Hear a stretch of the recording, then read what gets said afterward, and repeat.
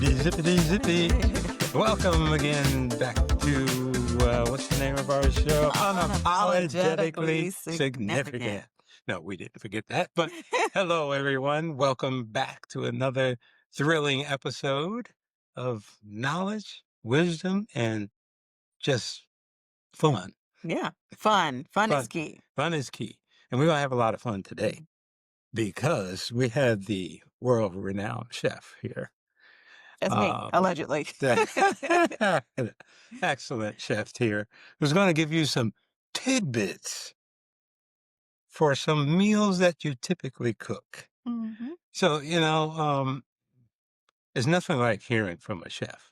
Because, a lot of us, including myself, will go through and make stuff and this doesn't turn out right. And we'll just like, oh, well, eat it and wait till the next time and never find out really what we did wrong. What went wrong? That's the key.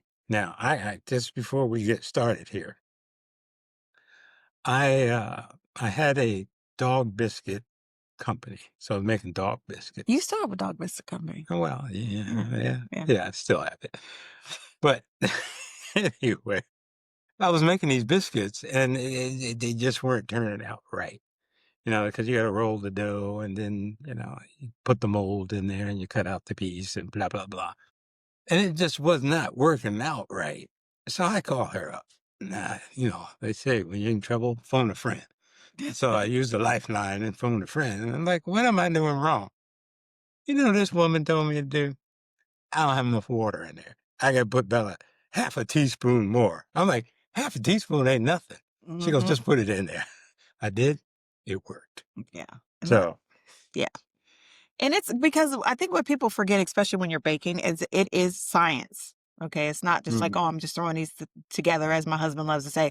I'm going to just do it to the ancestors say, stop putting the season in there. When it comes to baking, it's definitely not that. It's more scientific. Meals, you can kind of play around with the flavors. But as we approach this holiday season and everybody's going to be in the kitchen, you know what that means? Somebody about to get their feelings hurt. Okay, because you're either going to be doing too much, you didn't really handle the time management piece well, especially if you're planning for folks to come over and eat. The other epic fail is just like overcooking or undercooking, those type of things. But let's jump into it. Let's jump into it. So turkey. And I have some notes too, so make sure. This is the number one disaster is having a dry ass bird.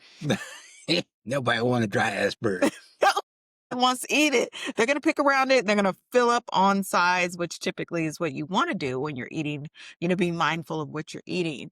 But that's typically you're overcooking your bird. And the key to that is just a brine. If you can brine it equal parts salt and water, and you're going to soak it in a bucket or something that you can dispose of without cross-contaminating the rest of the food. But at least 12 hours will save your bird. 12 hours, like the day before. So that means your turkey has to be pretty much defrosted. So again, time management. You can't be defrosting it Thursday morning. Negative, Ghost Rider. That's going to be a no. We are not eating Rich's turkey if that's the case. All right, y'all? But yeah, you just want to soak it, just fully immerse it in the salt brine. Make sure you can Google it. There's a lot of recipes out there, but keep it simple. Do not overthink this. And then you also want to make sure, we talked about this last week with getting a meat thermometer to make sure that your turkey's cooked. A lot of the turkeys now come with the little pop-up thing, but I always double check that just in case. We don't ever want anybody to get sick, especially on the holiday. Nothing wrong with a little microplastic in you. Right? No, we ain't doing that either. But that is the number one party foul. I probably should have started in reverse order, but that's okay. No, We're going to do this. That's fine. We're going to start with the main important. Because people need to get going soon. Yeah. Like, legitimately. Fun fact that we do at the pharmacy, and I've just learned this over the years of watching my grandmothers cook and other chefs cook. I actually put a compound butter under the skin. Folks do different things. They put regular butter. They put, chicken broth, vegetable broth, whatever you want to do. Butter. That sounds like something came out of prison. Yeah, it's kind of like that. So I do an herb butter. So I put a little bit of like poultry seasoning, all those. Make sure you can buy it like that. Or you can do fresh rosemary, thyme, a little bit of sage, and then you get your normal butter. You wait till it gets room temperature. You mix it all together, and Mhm, then you let mhm. it set in the refrigerator so it goes together. I put a little bit of orange zest in mine. It makes Boy, all look the at all the difference. secrets coming out now. I know that orange and the oil, it helps break it down and it doesn't give it orangey flavor. It just gives us this burst of Mhm. something. You can't figure it out. A little bit of garlic, rub it under the skin, put on gloves. You can buy them in any store. Rub it in there, get all the nicks and crannies and underneath those breasts and on the legs. You want all of your bird to be seasoned, not Mm, just the top part. mm. Now, so what, now when we talk about butter, Hmm. I know what people are saying. Salted butter, unsalted butter, I what are we always doing? use unsalted butter because you can always salt it. It's hard Okay, to take it back because I do a lot of baking as well. So I never buy unsalted but or salted butter. It just okay, like it ain't naturally salted. Like what are we okay, doing here? okay. So So do we need organic butter, regular butter? I mean, you got to do what's a good budget permitting, okay? But when Okay, you really okay. break it down, you want an organic butter. It's just, it's just less processed. I mean, you're going to be eating a lot anyways, but just you want to get the healthiest you can. It might be a $3 difference in a case of butter. Mhm. Okay, What are we really talking about? We're talking about pennies, when you okay, think about you're feeding, you know, 15, 20 people, like what is that $3 really going to do? okay. Good And, question. and now what? Now let's consider the turkey itself. Hmm. Now you got the budget turkey that Yes. don't weigh much. Yes. You got the ambitious turkey where people get a big ass 30-pound bird. Ah! Yep. Yep. So obviously it depends on how many people you're Mhm. feeding. Is there any cooking difference on the size of the bird Ye other than the time? Other than the time, not really. You still Okay. wanna go through the process. You wanna, follow it. They have instructions on the package. Again, you can just do some research on it, but it's gonna be per pound is what you're Okay. baking them. But there's really not a whole lot of difference. It's just gonna be the cooking time, especially if you're gonna brine the turkey, all of that stuff. And I think people forget, like, "Oh, I'm gonna go out and buy all my Thanksgiving, holiday, Christmas, Kwanzaa, whatever you're doing, stuff," and you forget you got 1 refrigerator. Some of y'all have 2. You got 1 in the garage and you got 1 inside. So you will need to, like, figure out how many supplies you have to make sure you have enough space for everything. That's Mhm. another thing because sometimes people leave things out like, "Oh, it's produce. It can sit over the counter overnight, especially in the cooler months." Mhm. Yeah, technically, but, you would really wanna keep it in that cooler drawer because it keeps the humidity and out, and we don't want any of that bacteria to Okay. accidentally grow, but it's a lot cooler outside, so you can get away with a lot more. I just want to, before you go to the grocery store, clean out your refrigerator, know how much space you're working with, and that's going to save you a headache. Okay. Good tip. Good tip. Now, Mm. while we're on this bird, defrosting. Yes. I don't know how many times over the past however many years I hear people, it's not defrosted. And roughly how long does it take? I mean, what should you count on? Because I think people wait to the last minute and they think this thing's going to just boop. And then they start doing all stuff. I'll soak it. I'll do this. I'll do that. I'll Yeah. take it outside. What are you Yeah. doing? For an average sized turkey, I would say anywhere from, 17, 18 pounds to about 20-ish pounds. You need probably a full 24 hours Hmm. for it to defrost. Hmm. Okay. And then you're gonna the next day, that next 24 hours or 12 hours, you're gonna set it in the brine, and that following day you wanna Oh, cook so it. you need to get busy like now. Yeah, yeah, y'all look, listen, unless you wanna call in Popeyes and have them fry you a turkey and pick it up, no judgment. But yeah, it's party time, and don't rush it. Like, people are gonna wait. They're probably gonna show up late anyways. Like, take your time and do it. And I'm big on, like, not trying out new recipes for large crowds. Because I again, just doubled the recipe. yeah, no, it doesn't work that way. Everybody thinks, "Oh, I'll just double it." No, it's a science, especially when it comes to baking. You really need to do your due diligence with that. All right. Yeah. All right. Number 2, Wow. Whew. Well, number one was a doozy. that was a doozy. I'm Number still 2, on the brine. yes. Okay. We'll have to put something up for the brine because that's just something you can use year round, like, for Okay. anything. And I think once you actually get comfortable with doing it, So can takes you brine practice. any bird? Yeah. You brine your chickens? I mean, I have. Like a whole chicken? Yeah, Yeah, yeah, yeah. absolutely. Damn. Yeah, that's why mine tastes so different. Y'all come to the food truck and you wonder what happened. Mm. Just Mm. trying to tell you, it's not rocket science. I love food, so I try to figure out how to get the most flavor using non-processed things. Mhm. So if it Okay. means I gotta let it sit for a day in all kind of herbs and spices, then so be it. Wow. Wow. Yeah, Well, that's worth its weight in gold, yeah. man. We almost got to tap out right now, but we're gonna go on. Number two party foul, aka disaster, is lumpy or runny mashed potatoes. Ew.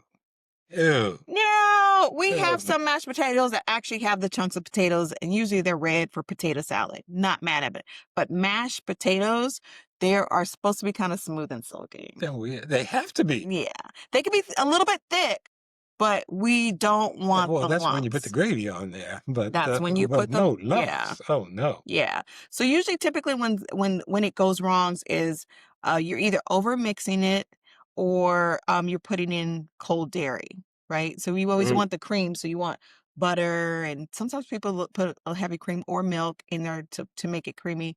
You want those at room temperature. Mainly the Ooh. butter. You want those at room temperature. Okay, let's back up here. Mhm. Now these potatoes now, some people cook them things to death, Nah. thinking that they're gonna be creamier Yeah. once you No. destroy Ooh, them. is that what y'all think? Okay. See, I'm speaking for the common folks, Okay. not the chef here. Yeah, cooking, you want to cook them to their fork tender, then you're going to take them off the heat. Okay, you're going to drain all that water off. I save some of the liquid because it's liquid gold, because you may need to add some in if it's still a little too thick. And if you're making them for vegetarians or vegan, we're not going to add that cream in there, so we want to add some more liquid in. So Okay. we're going to use that. But then we're going to start mixing them in. A little seasoning, a little bit of garlic. If you don't want to use fresh garlic, you can use a little garlic powder.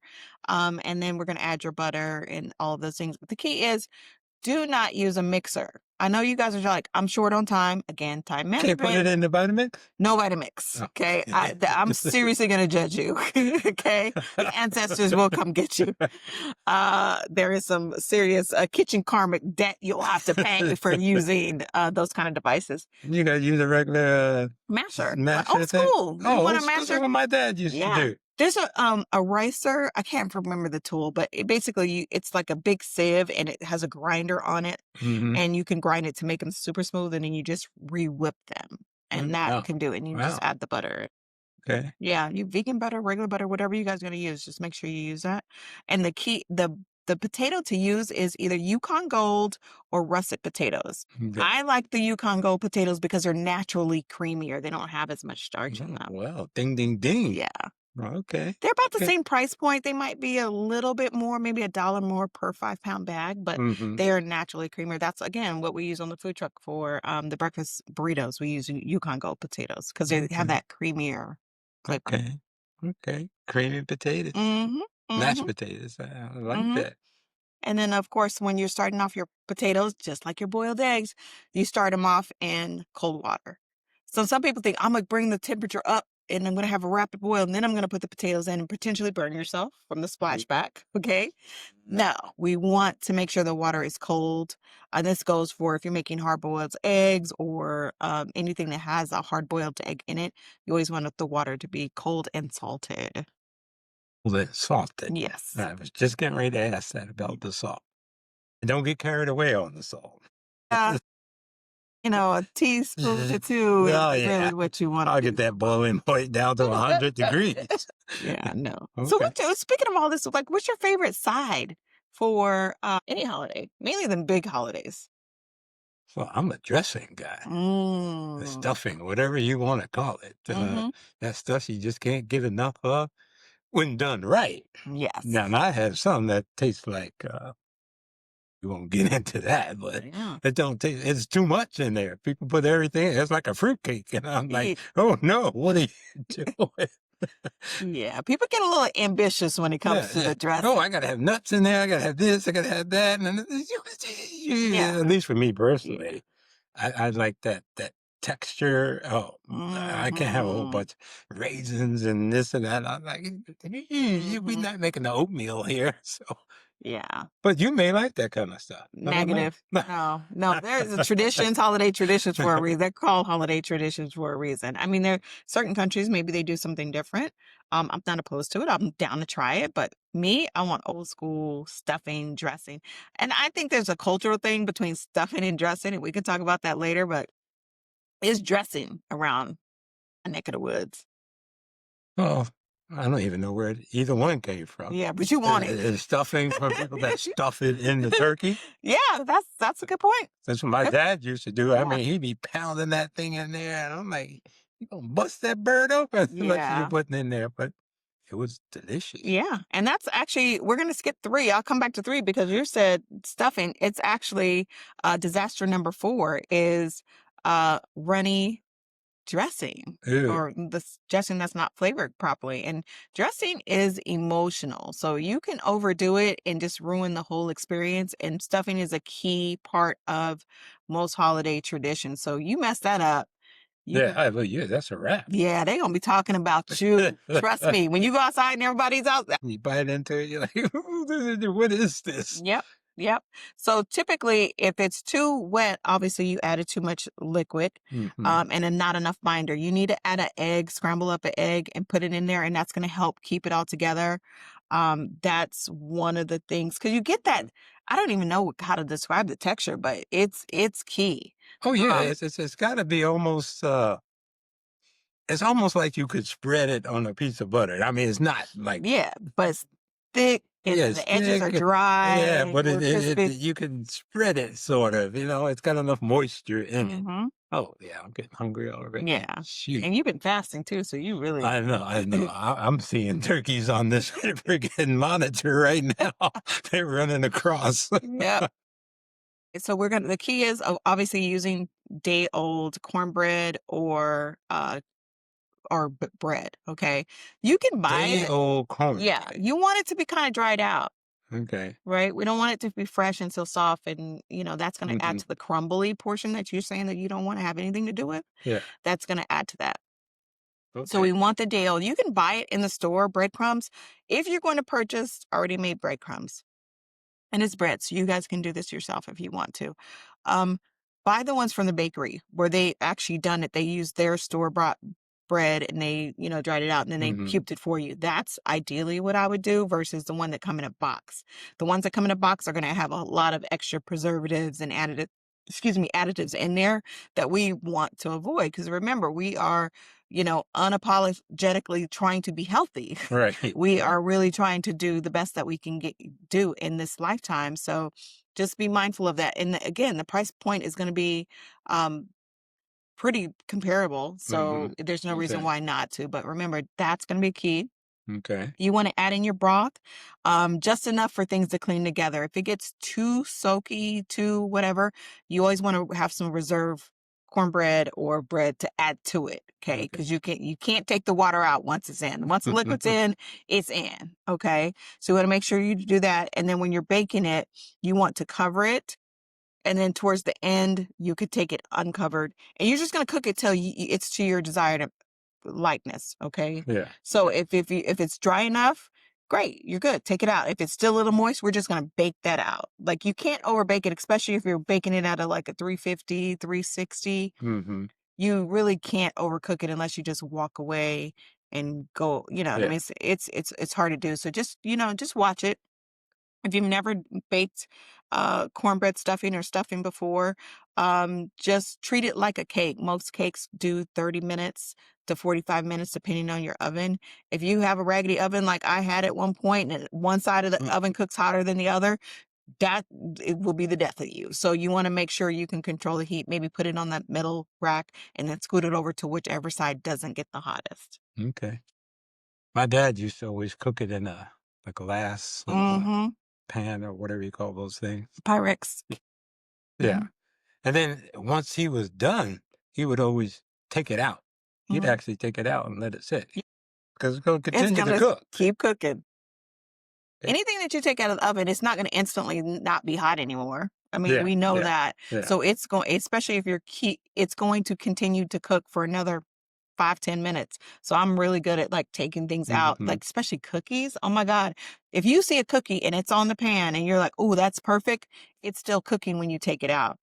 That's why they have the cooling racks. You take it out, the Yeah, little racks yeah, with the tic-tac-toe board, basically a wire yeah, yeah. tic-tac-toe board. You're going to take that out so the air gets completely around them and it helps slow down or stop the cooking. Okay, okay, Yeah. makes sense. So that's one. But let's go back to disaster number 3. Okay, and that would be? Bitter and tough collard greens. Ooh, ooh, chewy. Yeah. Mm, No mm, bueno. no, No no. bueno. Basically, you're cooking the collard greens. You want to add all your flavors in. Now, We're going to, yeah, yes, see, let's go back. Let's go you back. always gotta stop the chef, 'cause the chef's about 45 steps ahead. Mm-hmm. So now we in the store getting some Yes. collard greens. How do you pick them out?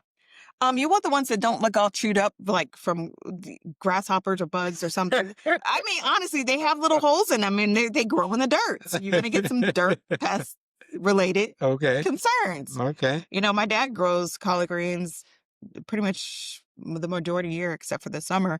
And okay. this crop, like yesterday, everybody's calling me like, hey, your daddy got them greens yet? It's almost Thanksgiving. I'm like, no, he got attacked by grasshoppers. So a lot of them Yeah, had little bite marks in them. So okay. those you want to avoid. I mean, we can still eat them. They took what they wanted and they left the rest for you. So if that's what you got, use it. But just make sure you're soaking anything that's pretty much anything you're going to put in your mouth. And just be aware that what you get is not gonna be the Oh my quantity goodness. you end up with. Okay, so we're gonna have to do a portion segment later, but basically, you remember collard greens, kale, bok choy, spinach.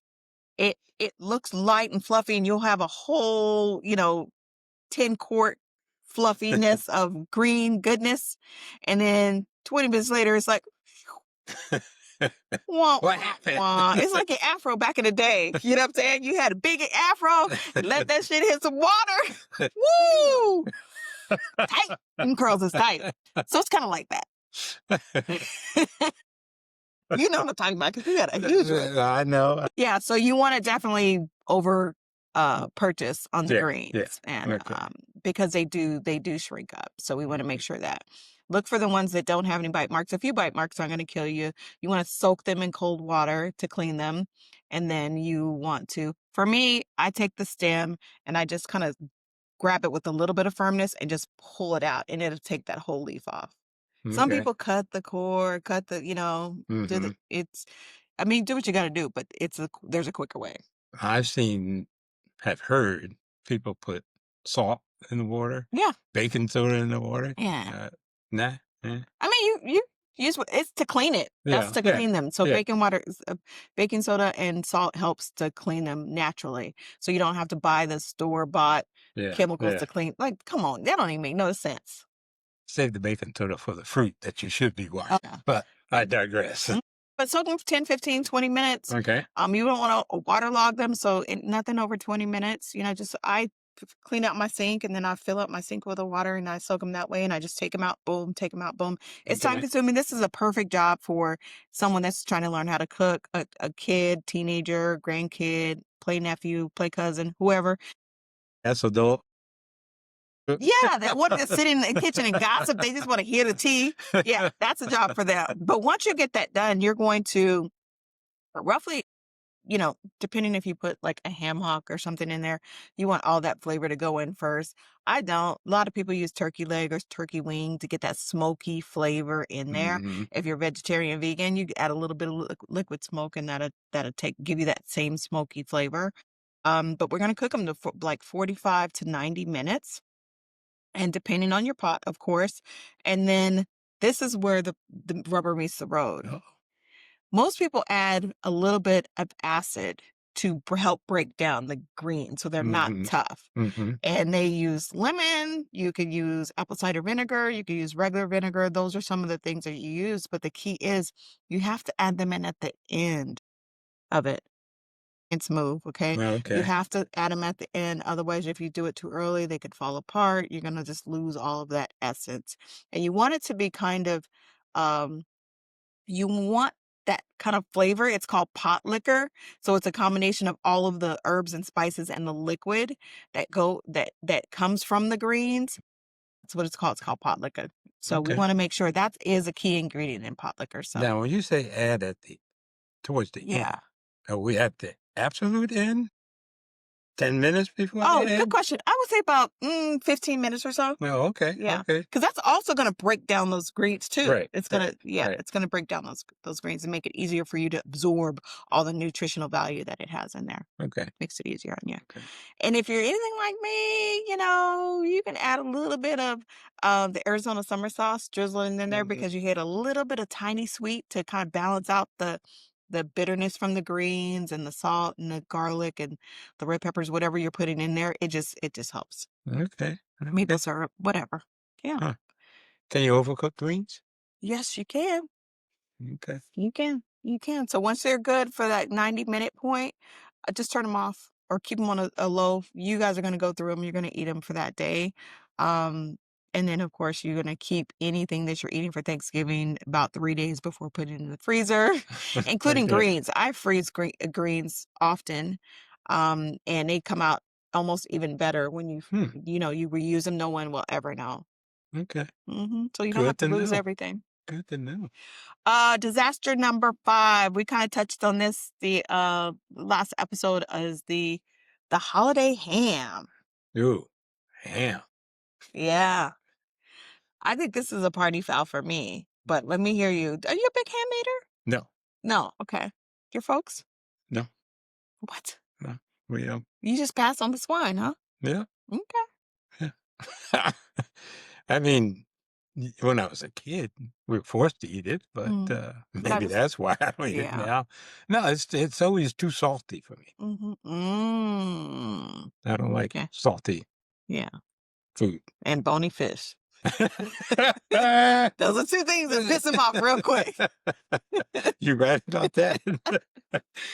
Okay, so that glaze, it will, I have my own testimony from the crystallized burnt ministries of things that I've almost set on fire.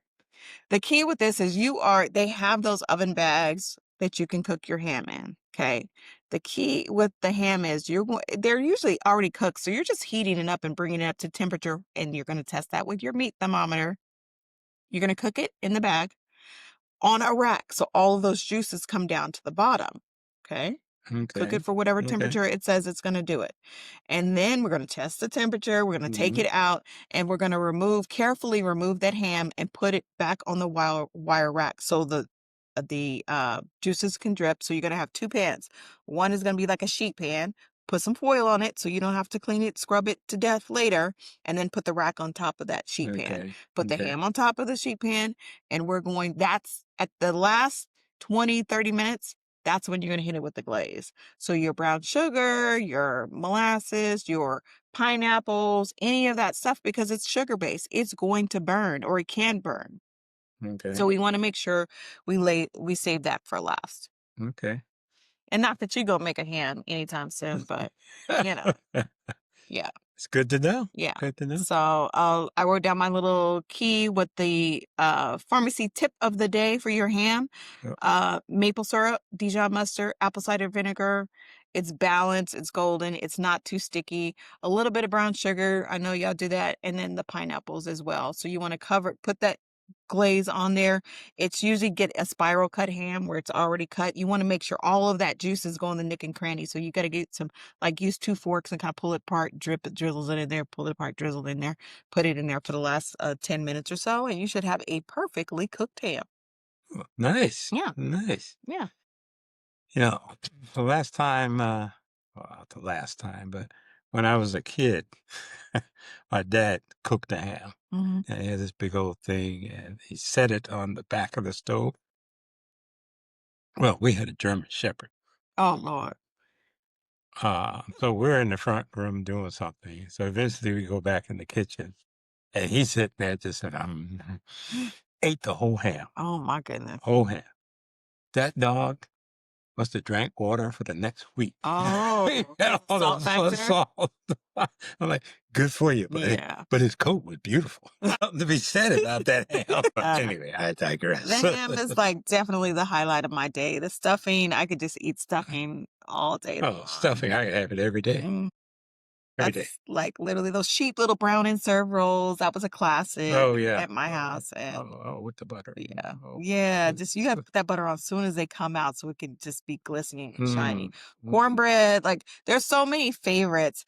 One thing that monkey bread. oh Lord Jesus, we're gonna start on the dessert. Okay. Dessert. Yes.